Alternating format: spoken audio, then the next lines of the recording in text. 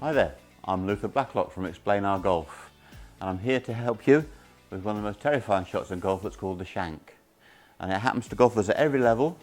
You can see the odd shank from a tour pro, and you'll believe that shanking is mental. Well, it's not. The first shank is physical. Once you've had one, of course, then the second, third and fourth and so on, they become mental. So let's understand where it comes from.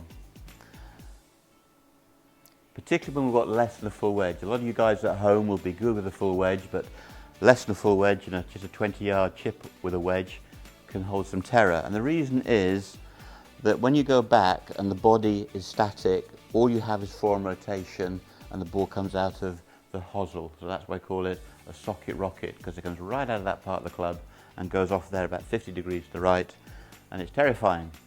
So if I get my prop, I got a book by Alex Hay there, all his afternoon speeches, and I'm going to hold the book between my palms. If I then turn sideways to you, you can see what should happen. The hands and the shoulders should do this, you see? But when the body dies, the book rolls, and if you stay there, look where it's going.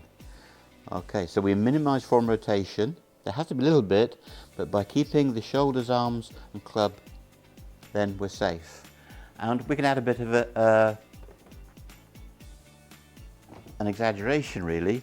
We can set up and we can swing slightly out to in. In other words, we're going to play the shot with a bit of slice spin, a bit of cut spin. The good news is you can't slice a wedge or a sand iron, 9-iron, 8-iron or a lob wedge. You can't, there's too much loft. But if we play the shot a little bit from outing with cut spin, we're moving the hosel away from the ball rather than towards it. So here we go, 27 yards, slightly out to in. You know that the forearm movement is safe, ball pops in the air and the loft of the club does its business. Now, I've hit that a little bit too hard, so I'll get the pace right for you this time. So setting up, blade between the feet. I mustn't go in here, that's dangerous. If anything, I can go outside the line. So here we go, 27 yards, slightly out to in. I'm trying to slice the wedge, but the loft doesn't allow me, and there we are, we've got a good distance. Okay, now if you've been shanking, you can't go from shanking to good overnight. It takes time, not just to fix you mechanically, but it takes time to build a confidence. But be patient with it. Now you've got the medicine, if you apply it, you're going to be fine.